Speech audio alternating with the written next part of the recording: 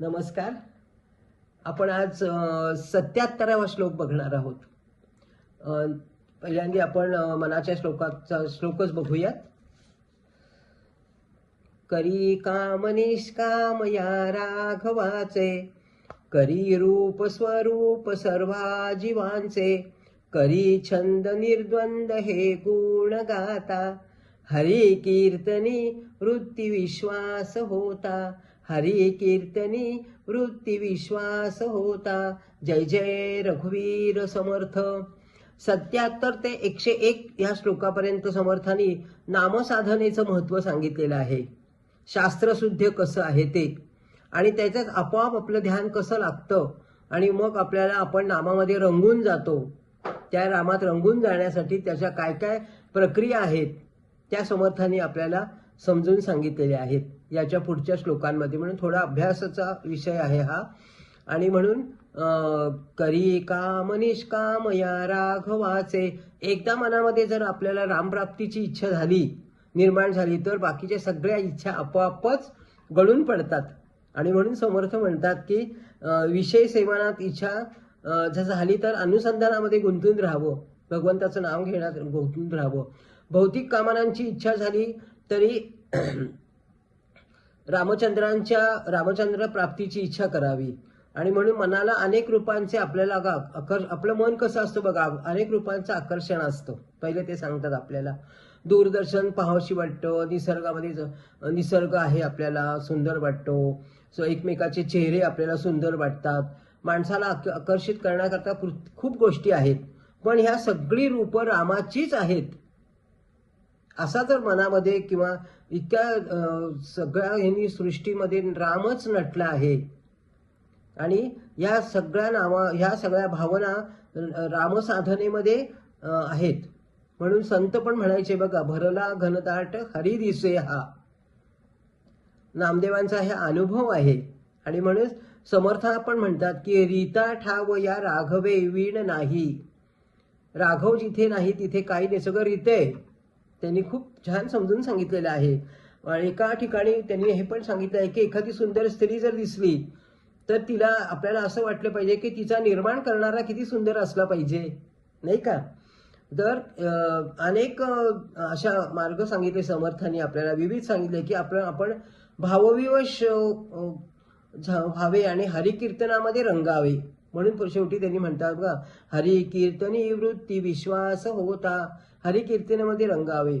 संकीर्तन हा ईश्वराचंच असावं. म्हणून आपण म्हटलं ना, पुढचे विषय जर अभ्यासाचे आहेत, त्यावेळेला जेव्हा आपण हरिकीर्तनात रंगून जाऊ त्यावेळेला आपल्याला लक्षात नक्की येईल की आपले पूर्व सुकृत आहे, म्हणून आपल्याला आपलं हे निसर्गावरती प्रेम बसत आहे. मग तुकाराम महाराज, ज्ञानेश्वर हे सुद्धा महान संत आपल्याला सतत उपदेश करत असतात की तुम्ही निसर्गामध्ये बघा. आपल्याला त्यांनी एक छान उदाहरण दिलं की ज्ञानेश्वर एखाद्या निसर्गातल्या पानाकडे एक टक लावून एक तास बघत असत, आणि त्या निसर्गातल्या पानांकडे ते बोलत असत त्याच्याशी, म्हणजे इतके एकरूप होत असत. पानांशी सुद्धा बोलत असत.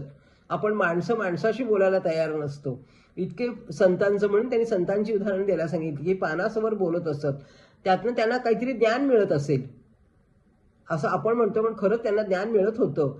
आणि म्हणून निसर्ग हा आपल्याला प्रतिसाद देणारा आहे. आपण निसर्गाशी तादात्म्य साधत नाही, निसर्ग आपल्याला प्रतिसाद देतो. आणि म्हणून खळखळ वाहणारी गंगा किती आपल्याला उल्हासित करते.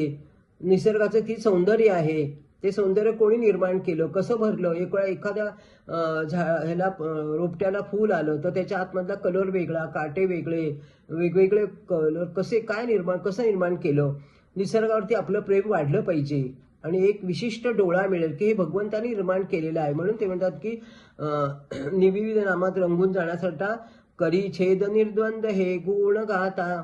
भगवंताचे गुण गा, म्हणजे मग तुमचं काय होईल, आळस निघून जाईल, बुद्धी तेजस्वी होईल. बुद्धीचा आळस गेला ना की सतत ती बुद्धी हल्ली पाहिजे. शास्त्रकार सांगतात की वैदिक वाङ्मय वाचा, गीता वाचा, यांनी बुद्धी हलेल तुमची, बुद्धीला आळस येणार नाही.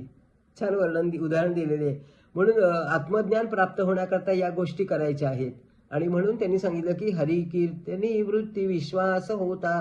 ज्याचा विश्वास आहे, आपण आता विश्वासाच्या गोष्टी बघितल्या, की एकदा का श्रीरामांची इच्छा केली आणि मनाने ध्यास घेतला की सगळ्या गोष्टी पूर्ण होऊ लागतात. कारण ध्यास कुणाचा आहे? श्री रामांचा ध्यास आहे, भगवंताचा ध्यास आहे. भक्ताला सतत सतत राघवाचे गुण आठवायला पाहिजेत. राघवाचे गुण आठवा असं त्यांना सांगायचं आहे. वृत्ती गा, वृत्तीने त्यामुळे माणूस आपण स्थिर होतो. आणि म्हणून स्थिर झालो की हरिकीर्तनी वृत्ती विश्वास होता. हळूहळू आपला विश्वास दृढ होत जातो. कारण ते गुण गायले गेले पाहिजेत ना.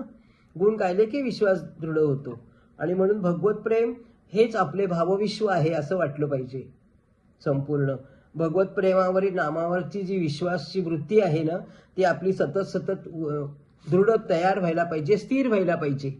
म्हणून भगवंतांनी सांगितलं याच्यामध्ये की विविध गोष्टी तुमच्या आपोआप ध्यानात येतील, कारण नामाचं अनुसंधान तुम्ही ठेवलं तर. म्हणून ते म्हणतात की कधी छेद निर्द्वंद हे गुण गाता. काहीही गोष्टी सोडून देऊन भगवंताचे गुण जगात बसतात. एखादा गुण आठवला आणि तो जर मोठा केला तर ते सुद्धा रामांचा गुण हा आपण एवढा स्वार्थ बुद्धी त्यांच्याजवळ कधी नव्हती.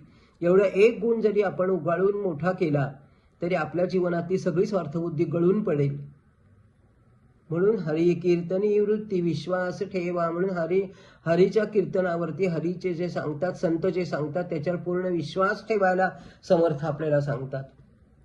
इतका ह्या वारंवार आपल्याला जो ह्या गोष्टी सांगतायत त्या गोष्टी सांगण्याकरता आपण सतत कीर्तनम, सतत पठण, सतत अभ्यास, सतत स्वाध्याय हे सगळं सतत झालं पाहिजे.